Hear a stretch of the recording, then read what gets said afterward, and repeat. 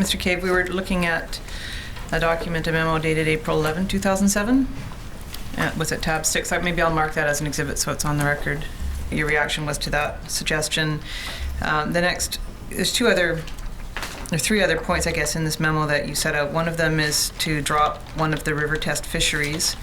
And was that being proposed to the commission as a way to reduce costs? Yes, that's correct. And what was the what's your view on the necessity for the river test fisheries? Well, first of all, these test fisheries have different objectives. One is a species composition test fishery. The other one is primarily a stock ID test fishery. The design of the nets are different. So you really can't, they're just different, completely different gear. Second of all, we have a problem with low sample size, particularly on some of these small years. We've been bumping up against low catches, so a small sample size for our work. And finally, again, having different samples, it reduces your overall bias and stock composition. So those were the three main points that I raised there. Maybe you could just explain then what is the difference between species composition and stock identification? What are the... Stock identification is only for Fraser sockeye. So we have different, Fraser sockeye have different sizes. So Nadina are very small, Weaver are very large. There's 5-year-old fish as well that are large. So we have a net that has different mesh sizes to catch the different sizes that represent the different stock mix that we're dealing with. Species composition is we have Chinook, pink, coho, and chum, as well as sockeye.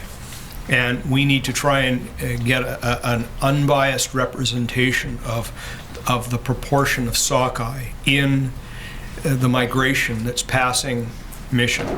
So if we had a mission number, we multiply that by the percent sockeye, let's say it's 90%. So we've gone from, say, 100,000 total fish to 90,000 total fish. If we want to find out how much choco are going by, we multiply that by the stock composition. So if it's 40% choco in what's left, it's 40% of 90,000 fish, so 36,000 fish. That's kind of what we're doing here. So and those two different tests provide you with different pieces of data for that analysis? Different pieces of information. Okay. And they're both critical to what we do when we're estimating the daily passage of the different stocks that are going by mission. All right. And so were any changes made to that? Was a river test fishery dropped? No, none were. Right. And in fact, you eventually did add in the 2007 or 2008, you added another test fishery into the river, is that right? Yes, that's correct. That's the in order to collect additional species composition information at mission, specifically directed at the sockeye pink salmon transition period, which is a period of difficult, where we've had difficulty estimating the proportion of sockeye and pink at mission. And this is the Sumas test fishery. We did hear about this from Mike LaPointe, but that's the same program, is that yes, right? That's correct. Yeah. Okay. And then another proposal was to reduce seine fishing in July. Mm-hmm. What was your reaction to that? The date of this memo is April 2007. 2007. In fact, we did this, but we did this for, we actually had I think we got rid of about 2 to 3 days in the schedule. So normally we'd start around somewhere between the 20th of July. I think the final schedule was the 23rd of July. In fact, we had such low abundance in the gillnet that we were seeing in the gillnet test fisheries that we decided to delay the seine test fisheries. So this is the gillnet, is that Area 20? Or is that Area 20 and Round Island. So Area 20 gillnet was providing us feedback as to whether or not we needed to open the Area 20 purse seine. And the Round Island gillnet was providing us information as to whether or not we needed to open up start the Area 12 per seine, and then later the Area 13 per seine. So you delayed the opening of the Area 12 test fishery, but that was, it sounds like, more a reaction to the fact that you weren't seeing an abundance that justified Area 12 in that year, as it turned out. Is that fair? Well, it was actually, as I mentioned, it was both. We actually had a slightly later start date of about 3 days in the schedule, and then again we actually delayed the start of the test fishery based on the information we were seeing in season. Right. And then the last heading in your memo here is implications of reduced frequency of test fishing. Is this the discussion we had before lunch where you talked about sampling every other day, and so you talked about some of the difficulties scientifically in losing data by going through that process? Yes, if I could see that. What we're saying here is that it doesn't necessarily reduce the accuracy, but it increases the uncertainty or variability of the run size estimates substantially. Basically what you're doing is if you'd go every other day, you're cutting your data in half, and you're extrapolating between days. And so in a qualitative sense, it actually means that you're less certain about the run size estimates that you generate from that. Right. And you also talked about the difficulty in having test fishers that would be willing to take on that assignment on every other day. Yes, I had been told, it's what do they do when they're in the middle of nowhere on their days off, and their income's cut in half. As Brian alluded, it's hard to keep a crew. The skipper might think that's fine, but then all of a sudden he loses key crew members, and it affects the test fishing operation. He has to find replacements, and it's not something I supported at all. And has this sort of a reduction been implemented, every other day instead of every day test fishery? No. Okay. So those memos that we just looked at were in 2007. Was there continued suggestions from the panel or from Canada that reductions be found in the test fishing program since 2007? I believe in 2008, we had a meeting in June. It was not a panel meeting, it was a smaller group where some of the test fishing options were discussed. And what was the outcome of that? I think there was, I believe there was a call for a certain dollar value of reduction that would not be available to us over our budget. And what it did, as far as I was concerned, was that our test fishermen in specifically the river, a lot of these cuts were directed at the river, and cutting down days, and if there's no fish, we stop test fishing. But if there are fish, we need to continue test fishing because of sample size restrictions. But also it goes to income, as I've mentioned. Once after it gets to a point where it's not worth that test fisherman's while to continue test fishing. And I went to bat for our test fishermen, as I recall. And so were any test fisheries reduced as a result of those discussions in 2008? They were, simply because the run was quite early, and once the fish dried up, there was no point in continuing. So if there's a data need, we'd like to continue test fishing. What I would add to what Jim described was Area 13 had 2 vessels operating there previously, and it was reduced to 1 vessel to try and make some savings there. And I think that's the only one that I can remember. I think earlier you had mentioned that some days had been trimmed at the front end and the back end. Have you experienced that as well? Yeah, I think all of the test fisheries timing has changed for start and ending. Okay. Reducing the length of the test fishing? I guess it has been reduced a bit, but in some cases, I can't remember the exact number of days though. All right. I'd like to move to a new topic, and that is quality of information and data gained through the test fisheries. Has the quality of information generated by test fisheries changed over the years? I'd like to start with you, Mr. Cave. In the case of the Seine test fisheries, when I first started working with them in my first year with them was 1984, they were, you'd schedule them couple or 3 days, 2 or 3 days a week. So if you had a commercial fishery, they might fish Monday through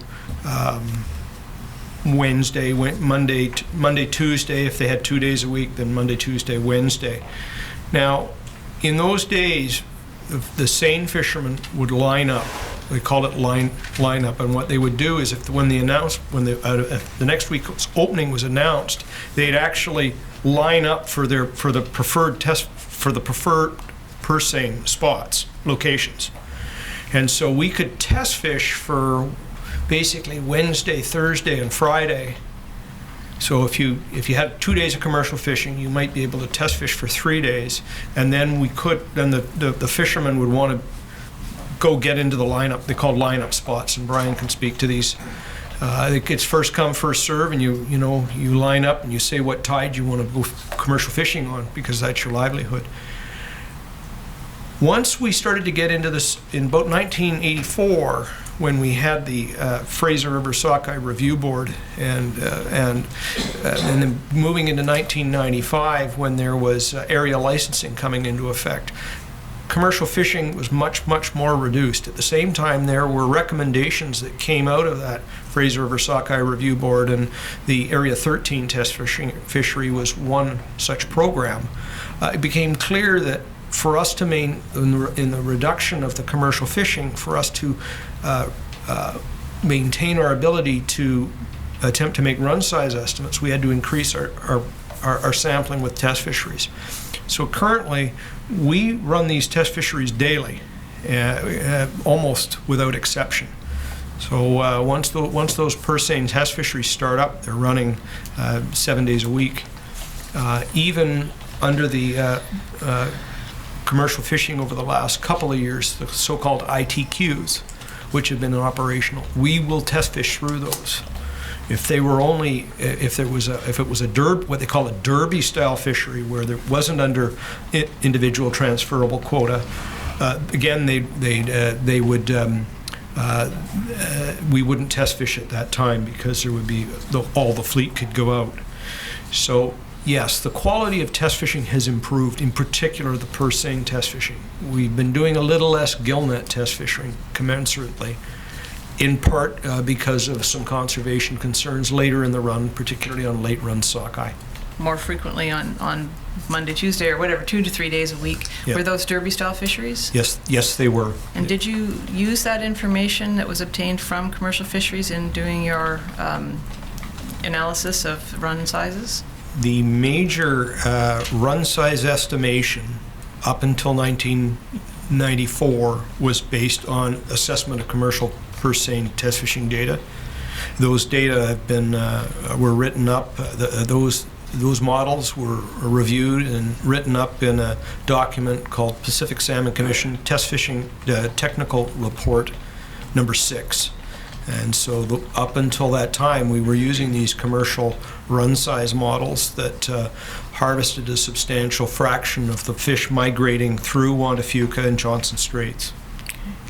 And has that situation changed? Yes, it has, and I believe I provided you a document that would show just how that situation has changed. Right. Now, Mr. Cave provided me last week with a document that's which has been circulated to all the participants. Yes, it is. So the first page is just simply a table of the graph. So we have total return, the area 20 total net catch, the areas 11 through 13 net catch, and then the combined exploitation rate, which is simply area 20 plus the area 11 to 13 catch divided by total run. So that final column is what we call exploitation rate, which is the proportion of the run that has been removed from the total return. So you'll note that there's some interesting data here. So if you go through, looking down that Area 20 net fishing column, you'll notice there's a whole bunch of zeros beginning in 1998 in those years, from 98 to 2000. In 2001, they had an experimental kind of a fishery to see whether or not they could catch sockeye and still have sufficient conservation for coho. Those were highly monitored fisheries. Paul can probably speak to these in a bit more detail. But you'll notice that there's large numbers of gaps. So we need to have we need to have commercial fisheries in both Juan de Fuca Strait and Johnson Straits in order to have a total run size model.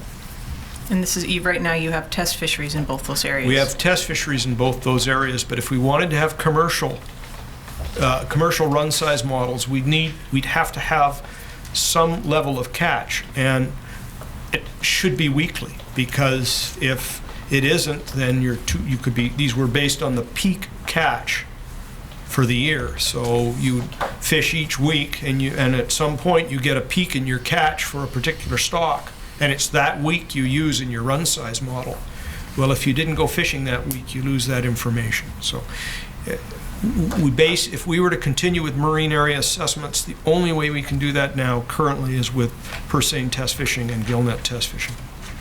The only way you can do that is because of various conservation constraints on the runs coming through Area 20? Principally, yes. And that includes the late run that come through Area 20? Yes.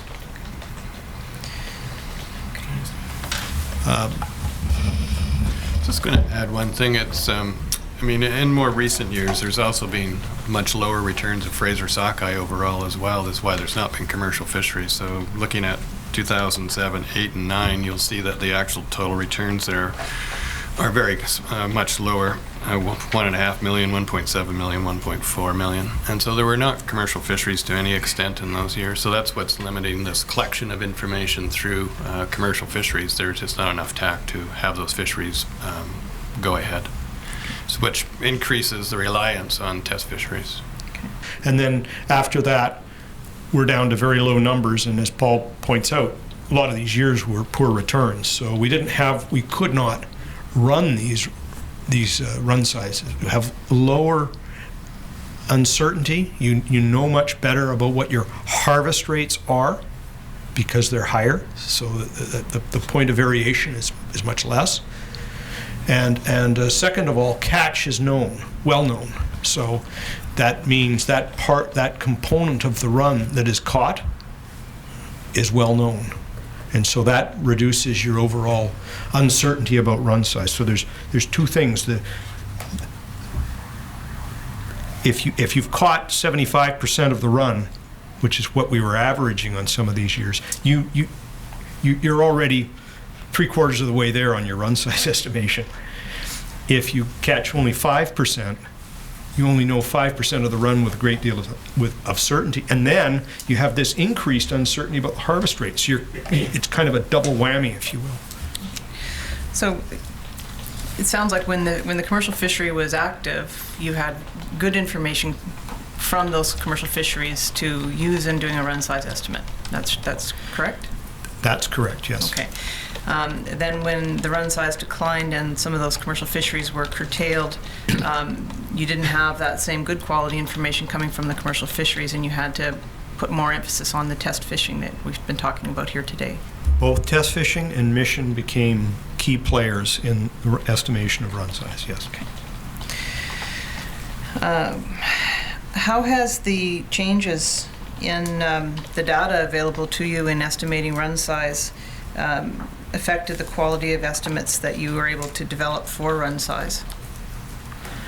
I think it's safe to say that it's a trickier business to do run size estimation now, and part of what a lot of our effort is going into understanding the uncertainty about that run size estimate, the different components of uncertainty, both that pertain to catchability as well as catch per effort, lots of model uncertainty. There's a lot of parameter uncertainty. There's a lot of things that that we have to try and understand that uncertainty. It's not just what's your point estimate. It's because it's quite likely that in season we don't get the exact run size, and we want to tell people what we think the likely range or the probability of a given run size being true is. And how do you think the Commission is doing with understanding those uncertainties? Is it getting better, or is it still where we were in '98? Well, I think we've made huge strides in understanding uncertainty, both because we've collected a lot more information. In 1998, we only had 3 years, or 4 years, well, going into '98, we only had 3 years of continuous purse seine data. Now we've got over 15, so we've got more information. But second of all, this area of expertise, which is quite technical, and we've hired a particular individual who is an international expert in this area. With the current methods of data collection that you have available to you? Is the question, am I looking for more information? Is it enough? Is it enough? Are you satisfied with the current data? Is it sufficient for you to provide a comfortable estimate of run size? We have 2 purse seine test fisheries in Johnson Straits. I'd like another one, and we only have one in Juan de Fuca Strait. Given that if we double the test fishing effort in that approach, we'll actually cut the uncertainty in half. So yeah, I'd like to see a greater frequency of test fishing. And that's sort of looking forward with where we are today. Is the data that you have available to you within the test fishing program inadequate for the purposes of estimating run size?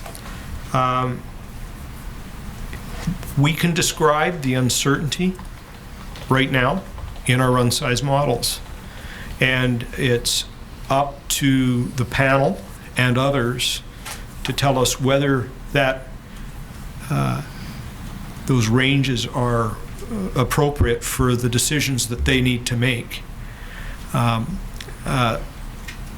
So it's kind of I'm always looking for more, as is our staff generally, because if mistakes are made, we take them personally. So the more information we have that we can analyze, that we can work with, we think we can do a better job of providing better estimates to the panel for decision. Your view that increasing the test fishing sites or operations, as you've described, an additional one in Johnson Strait and an additional one in the San Juan, would be sort of the best improvement that you would see in terms of gaining data, or would you be looking to restate commercial fisheries as a way of, in those particular areas, as a way to improve the data collection?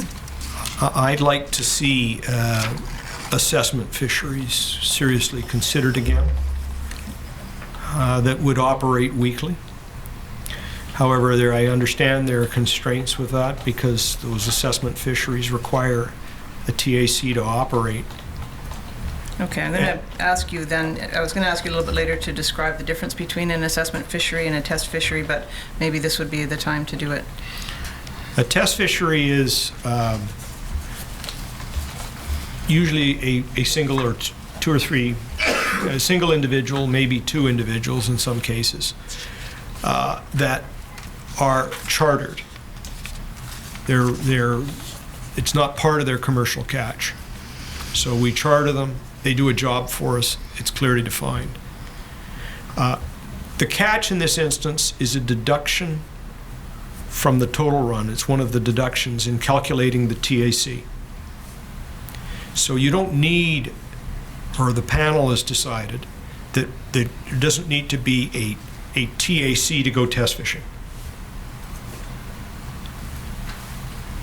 There's no sharing.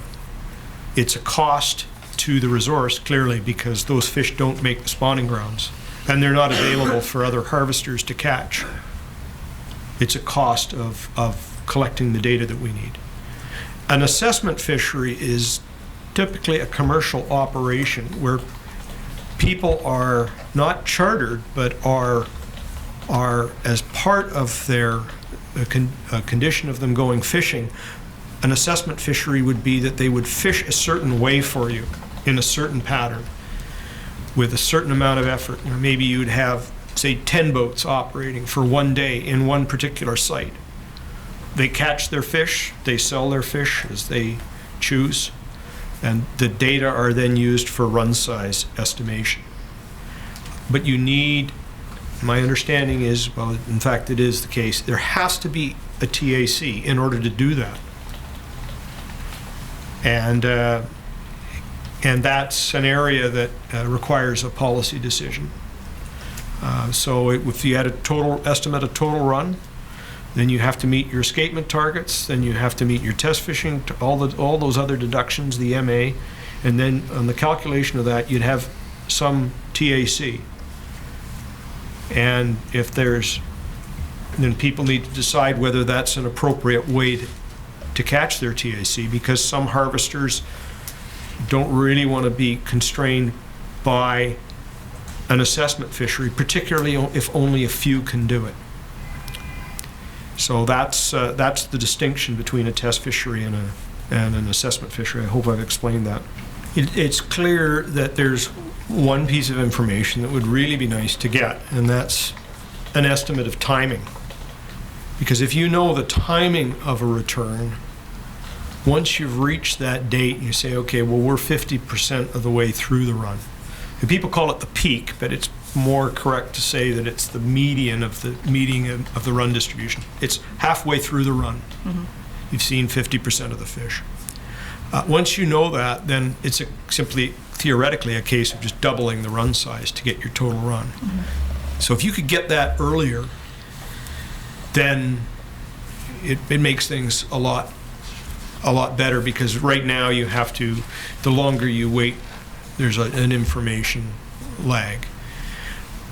The best areas for run size estimation are those areas where the fish are constrained. They have to go through.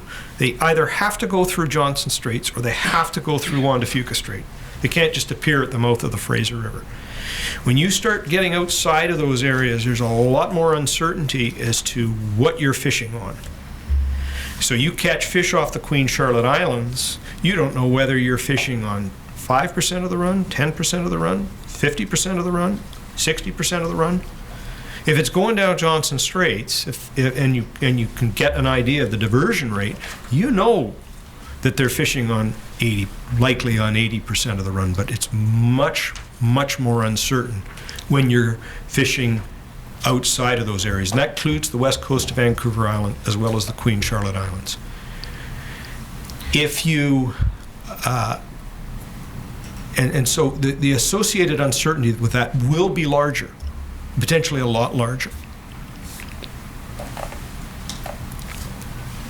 That said, if we can get earlier estimates of timing somehow by going seaward, then I'd like to hear about them. The Area D assessment fishery was one that was run actually by the Area D harvesters to try and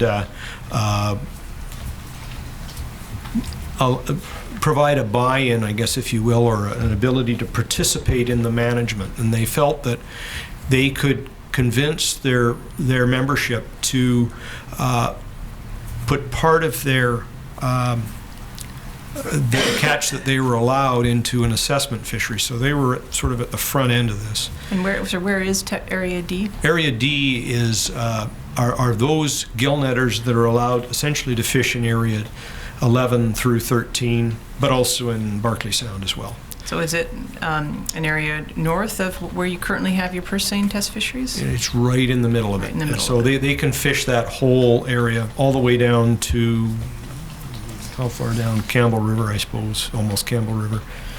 So they can fish from the top end of the island all the way down. Okay. This particular assessment fishery was located, I believe, in the Robson Bight area, and in the vicinity of Naka Creek. And they were looking to see if they could fish just 10 boats and see if there was a relationship between the catch per effort in those boats with run size. So they engaged our staff and DFO staff to help them with understanding this. We did the sort of quantitative work on it. I myself was not involved in that, but it showed some promise, but it's only on one approach. Okay. And that's kind of a bit of a difficult thing. They're not allowed to fish in Area 20. In fact, no gill netter can now fish in Area 20, except for our test boats. So you don't have a similar test fishery going on in Juan de Fuca Strait. Also,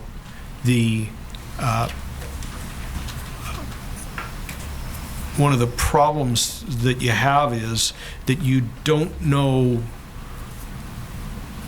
you don't know the end of season diversion rate. So all they can do is estimate the total run in. Were these options pursued?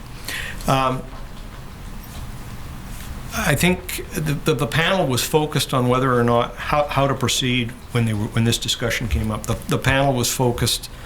They didn't really answer these options. Specifically, they were more interested in what they could do if they couldn't run this test fishery, and they wanted to explore a Naka Creek test fishery. But let me just walk through some of these points here. Mm-hmm. The easiest one to deal with: large fractions of the TAC in both countries are allocated to commercial fisheries and seaward locations. That's true.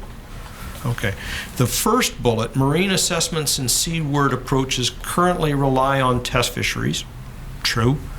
Which do not provide timely estimates for marine area fisheries. And I think if we were to think about that, we'd be here today discussing that, we would probably phrase it a little bit differently. I think it would be truer to say that the marine area assessments have greater uncertainty than if we were relying on mission. That would be more specific. Now, what I want to speak to is that do not provide timely estimates. Well, in fact, they are the estimates that we have for late run sockeye, specifically Adams River sockeye. We do not get mission information from the Mission hydroacoustic site in time to make run size estimates and run size decisions and fisheries decisions. We don't have the timing. We'd have to wait until the end of September to get that all in. And similarly for pinks. Pink salmon rely entirely on the information we get from those marine test fisheries. So they have increased uncertainty for sure, but they are used. Okay. So when we walk through these points, accept increased risk to conservation objectives and conduct seaward fisheries. I think that risk means something differently to different people, and it's hard for me to go through that without having the graphics, but let me try and explain. I think the question that would be asked, that we would ask at this point in season, is we would be looking to open some of these larger scale fisheries, but with the burden that we'd look at is, are we at the level of escapement? And I think Mike talked about that criteria for fishing decisions table. Are we on track with our escapement? Do the fish en route, does that look like that makes sense relative to the pre-season planning work that we had done? And if so, then the panel will evaluate that risk and decide whether or not to go fishing. Now, you could actually do that in a risk assessment framework in a much more objective sense. That's something that we're looking at doing and haven't completely got there yet. But in fact, the panel was provided figures in 2009 on the run size and with the probability of meeting the escapement goal, on top of that, what's the probability of ensuring that that we have enough fish to get the FSC in the river, and then similarly, if we went fishing next week, what catch might we want to take, and what's the probability of obtaining all of those within the run size, and what's that risk? That can be quantified and should be quantified, I think, in future. Who decides what level of risk to take? It's a policy decision. At the time of this, not as yet. As I've mentioned, we did explore I don't know whether I did mention, we did explore other test fisheries in Juan de Fuca Strait at Sheringham Point, we tried to understand what gains we could make in our run size assessments by increasing test fishing, and a lot of work was done in 2002 on that. But at this time, small bite fisheries, which means assessment fisheries to me, more needs to be done there. The test fisheries are operated under Section 52 of the General Fishery Regulations to collect scientific information. And then assessment fisheries, as we're calling them here, would be operated by people that have a license to go commercial fishing. And one of the regulatory challenges on this type of thing would be is that if you open a fishery in a particular area, anyone that has a license in that area, and let's say for argument's sake it's a purse seine and has a B license, anyone that has that license could fish in that area. And if you're trying to have a limited fishery of rather than 170 purse seines going fishing and only have 10, you have some regulatory challenges around having that with the current tools that we have at hand. Okay.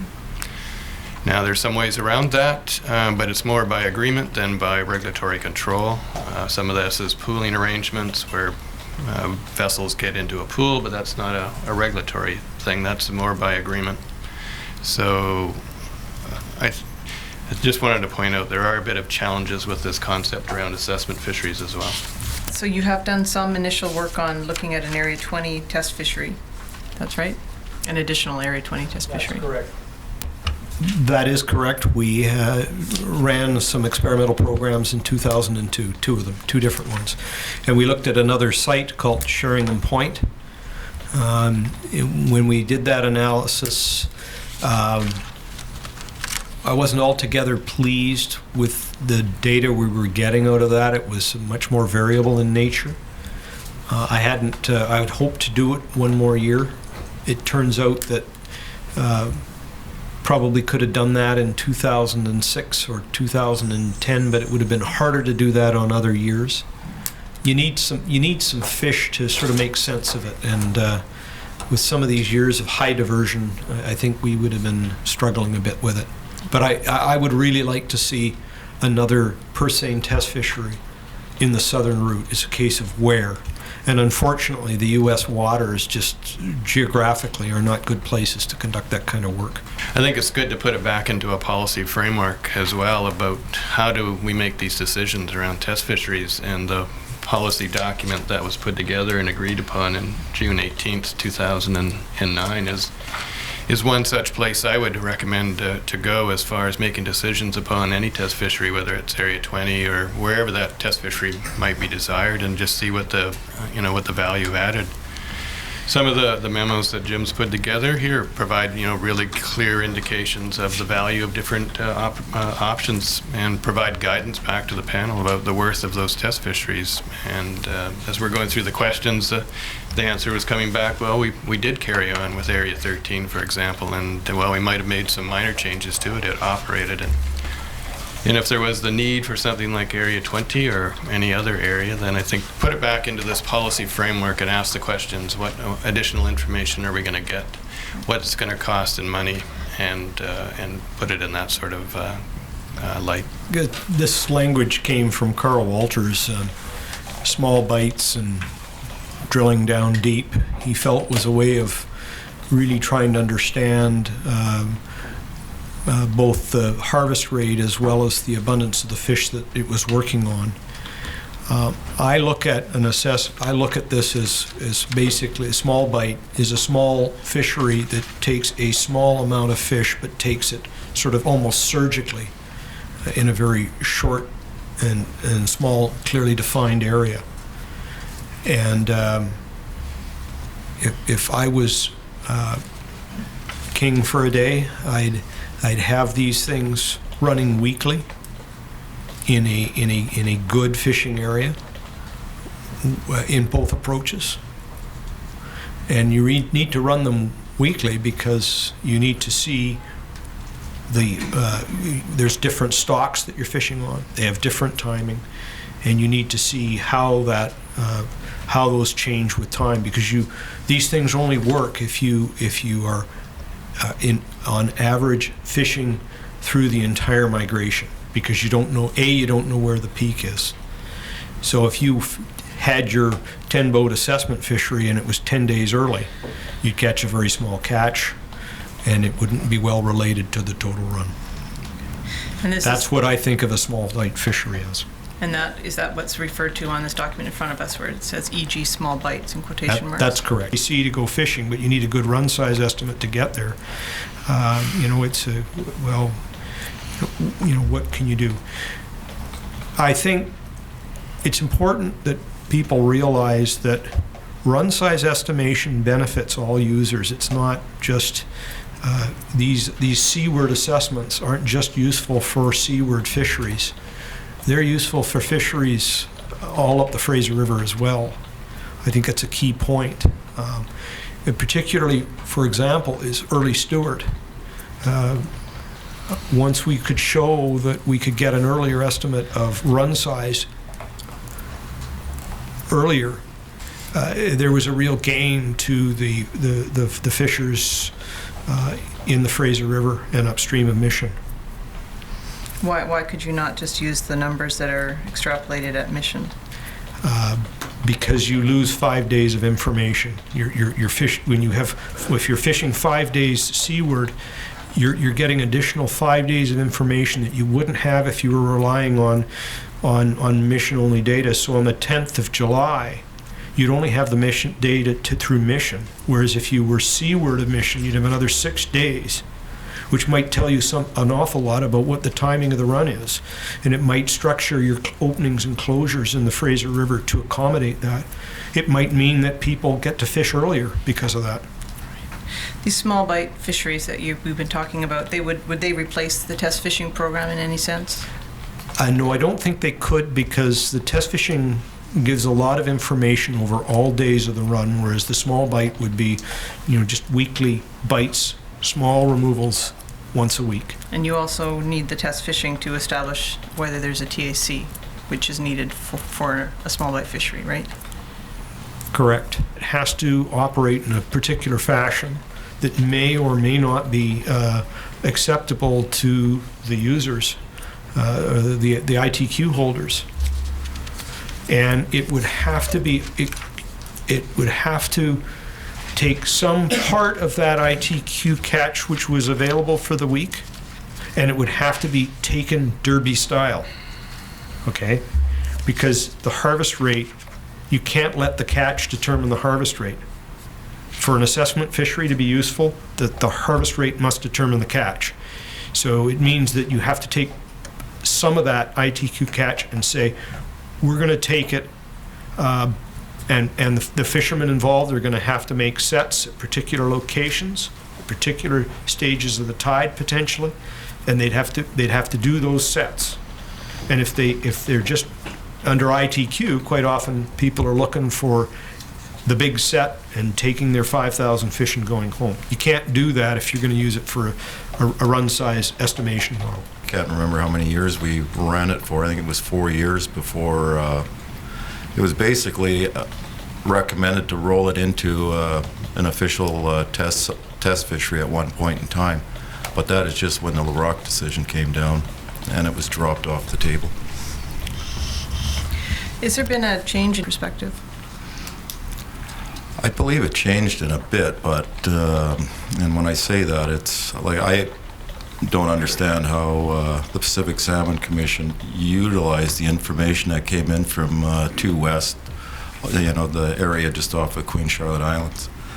There used to be seine fisheries there when we were just under one license for the whole coast, troll fisheries too, I guess. And so I guess there was quite a bit of information that used to flow previously, but I just really don't know how it was being used. If I can answer that, the answer was it was not used directly in run size estimation. It was an add-on to the total run at the end of the year. But we did not take information from either the 2 West seine fishery or the Area 1 fishery or the troll fishery in 2 West, and we could not make run size models out of those. I'm going to just ask a few more questions about some of these other fisheries models, and then, so would you like to ask your questions now then? It might be better so I can keep it in context. I think the witnesses have used references to the commercial fishery and the First Nations FSC fishery and other fisheries.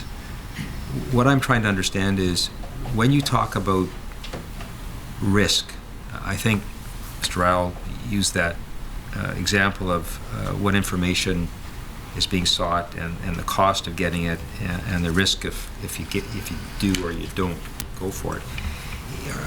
Maybe you've already said this and I've missed it, but are you measuring this risk against the same set of objectives, be it conservation or FSC or commercial fishery? In other words, is the risk assessment being done the same or is it prioritized? In other words, is there somewhere I can look or in one of these documents or that you have mentioned that will tell me what your objectives are against which you're measuring the risk? If it's for conservation purposes, what is the standard you're measuring to in order to be able to meet your duties under the legislation with respect to conservation? In other words, if you have a certain level of test fisheries, that level has to be maintained for conservation purposes, or is this a moving target? Are you constantly changing your view about the objectives? Is there somewhere where, and maybe it's already in one of the exhibits, but is there somewhere where I can understand over the course of, and I think it's Exhibit 374, but over the course of time, how have the number of test fisheries changed and why? So if you go back to the early 1990s, how many test fisheries were there? When we come up to 2011, how many test fisheries are there now? And as someone keeping a record of why there's been change over the course of those time, I think at one of the public hearings I attended, it was the one I believe in Prince Rupert, there were at least one but maybe more submitters who talked about the reduction, this severe reduction in the number of test fisheries. It was their view that this had an implication for the quality of the data being received and the measurements that were being taken from that data. But is there somewhere where I can look or I can have some sense of what's going on with respect to the test fishery? But more importantly for me, I'm not sure I'm understanding what are the standards against which you're measuring all of this, or is it changing constantly? Well, I'll start with the assessment of what we're trying to accomplish in risk. So, I mean, for me, the first is meeting our conservation objectives. And I think those are getting somewhat more challenging as we implement the wild salmon policy. But regardless of that change or not, the first is conservation and meeting our escapement targets. How many fish to put on the grounds? And what sort of information do we need to collect that? And then the next, under the Salmon Treaty, is meeting international obligations, and that would go into the allocation. And then thirdly is domestic. And then overriding all that domestic one is meeting First Nations requirements. So when I look at making decisions about whether we're going to add more test fisheries or not, I'm going to look at whether it's going to improve meeting those obligations. And then I look at them in those orders of what we have to try to accomplish under the Salmon Treaty and also our First Nation obligations to provide opportunities for FSC, for FSC, for FSC, for FSC, for FSC, for FSC, for FSC, for FSC, for FSC.